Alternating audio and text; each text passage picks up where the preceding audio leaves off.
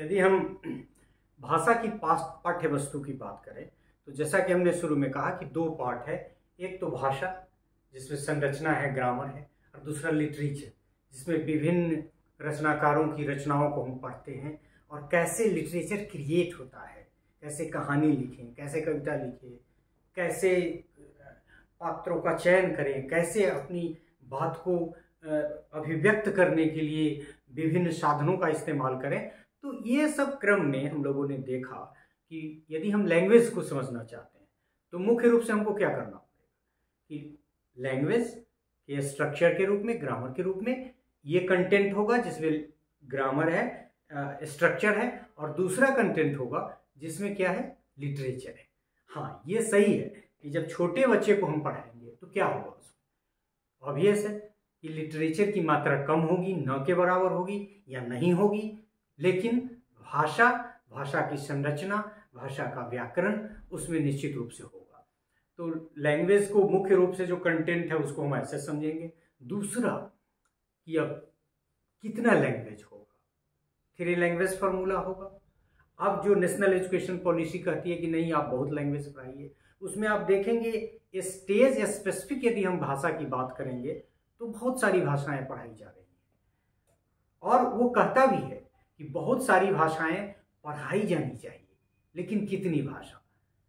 देखिएगा कि अर्थ में कितनी भाषा होनी चाहिए, पढ़ाई जा सकती है, इसमें इतना। फिर आजकल जोर है साइन लैंग्वेज पे भी, जिसके बारे में हमने कहा कि मूक बधिर वगैरह का जो न्यूज वगैरह है, या उनकी जो शिक्षा है इंक्लूसिव एजुकेशन के माध्यम से, वो सब के लिए तो भाषा की अपनी एक संकल्पना है, जिसके पाठ्य वस्तु को समझने के क्रम में पहले हमको लैंग्वेज के टर्म में, फिर लिटरेचर के टर्म में समझना होगा, और यह जानने का प्रयास करना पड़ेगा कि उसमें स्टेज महत्वपूर्ण है, क्योंकि हम भाषा की संरचना से भाषा के साहित्य की तरफ बढ़ते हैं। तो ऑब्वियस है कि जनरल में हमारा लैंग्वेज का पार्ट आएगा, और फिर धीरे धीरे जब हम ऊपर स्पेसिफिक चले जाएंगे हायर एजुकेशन की तरफ या हायर लर्निंग की तरफ, हायर क्लासेस की तरफ, इवन स्कूल स्टेज पे, तो लैंग्वेज की तरफ डेवलप करेगा। तो ये बातें आपके लिए ज़रूरी है। और फिर ये ज़रूरी है कि आप हिंदी सीखेंगे, ये इंग्लिश कब से सीखेंगे, संस्कृत भी सीखेंगे। यदि सीखेंगे तो कब से सीखेंगे, यदि आप दक्षिण भारत की कोई भाषा इस तरफ, या दक्षिण भारत में उत्तर भारत की कोई भाषा सीखेंगे या हिंदी सीखेंगे, तो कब सीखेंगे, किस स्टेज पे सीखेंगे। These are important consideration to be taken into account. और ये हमको विद्यालय के लेवल पे करना भी नहीं है, आपको विद्यालय के लेवल पे करना भी नहीं है। आपको ये कंटेंट का आइडिया लेना है, उसके बारे में हम लोग अब डिस्क्रिप्शन करते हैं। ये आधार तत्व की चर्चा करते हुए कि literature, language, stage specific, particular to general, general to particular, सामान्य जानकारी से लेके विशिष्ट ज्ञान की तरफ बढ़ेंगे। So skills development in language learning, और ये बेसिक है in language learning, it is basic, जिसकी चर्चा हम पूर्व के लेक्चर में भी कर चुके हैं। स्पीकिंग, बोलना, listening, writing and reading. Speaking, listening, writing and reading, ये सिखाना पड़ेगा। मतलब विद्यालय में इस बात की व्यवस्था करनी पड़ेगी पाठ्यक्रम में कि बच्चे को बोलने का मौका मिले, वो सुने, वो लिखे, और फिर वो पढ़े। और इसीलिए जब आप भाषा शिक्षण के जो हम लोग पाठ्य योजना बनाते हैं, उसमें देखिएगा कि काठिन्य निवारण भी उसका एक एस्पेक्ट है, साइलेंट रीडिंग एक पार्ट है, स्टूडेंट्स रीडिंग पार्ट है, मॉडल रीडिंग पार्ट है जिसमें टीचर पढ़ के बताता है। तो इस तरह से कंटेंट आपको समझना पड़ेगा, डालना पड़ेगा। एक चीज़ ये, यहाँ कंटेंट से ज़्यादा एक्शन है, क्योंकि रीडिंग किसको करना है उससे ज़्यादा इम्पोर्टेंट है रीड करना है। स्पीक क्या करना है उससे अधिक महत्वपूर्ण है स्पीक करना, and so on. So teaching various text of languages, अब वो स्पेसिफिक, अब क्लास 1 में तो ड्रामा पढ़ाया नहीं जाएगा, लेकिन gradually teaching various text of languages, drama, fiction तो और आगे आएगा, prose, poetry, grammar, narratives et cetera. ये सब पार्ट हो सकते हैं language. Creation and appreciation of language and literature, ये तो हमने शुरू में ही कर दिया। Multi and cross cultural issues of languages, लेकिन ये शुरू के दौर में नहीं। Language research and current practices, socio cultural issues in language learning, construction of language knowledge during the early years of life. पहले क्या भाषा थी, क्या पढ़ाई जा रही थी, आजकल जो भाषा नहीं है वो उस समय पॉपुलर, प्रकृति भी एक भाषा थी। एज वाइज लैंग्वेज डेवलपमेंट, वो तुमने शुरू में कहा, स्टेज स्पेसिफिक।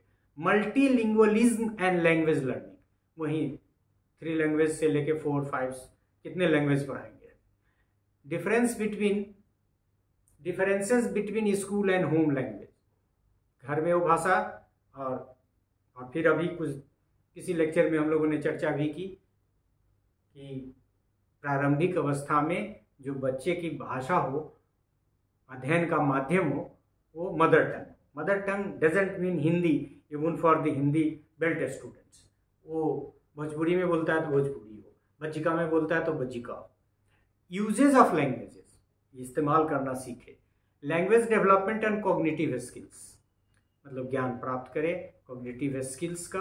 ऑब्वियस है कि बिना नॉलेज फॉर्मेशन के, बिना सेंटेंस फॉर्मेशन के, बिना ग्रामेटिकल नॉलेज के लैंग्वेज का कॉग्निटिव स्किल तो डेवलप नहीं होगा। Language usage in diverse social households, development of language and like that.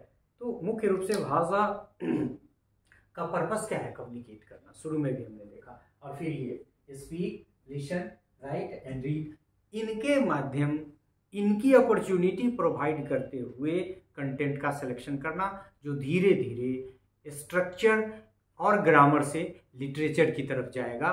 9th के स्टूडेंट को जितना लिटरेचर पढ़ाया जाएगा उतना लिटरेचर क्लास 1 के बच्चे को नहीं पढ़ाया जाएगा, और ये पढ़ाया भी नहीं जा सकता है। वैसे तो कंटेंट बना हुआ है, हमने आपको हवाला भी दिया, NCERT, बिहार बोर्ड और यूनी बोर्ड सब अपना अपना बनाता है, और उसको विद्वान लोग बनाते हैं, उस एरिया के एक्सपर्ट लोग बनाते हैं।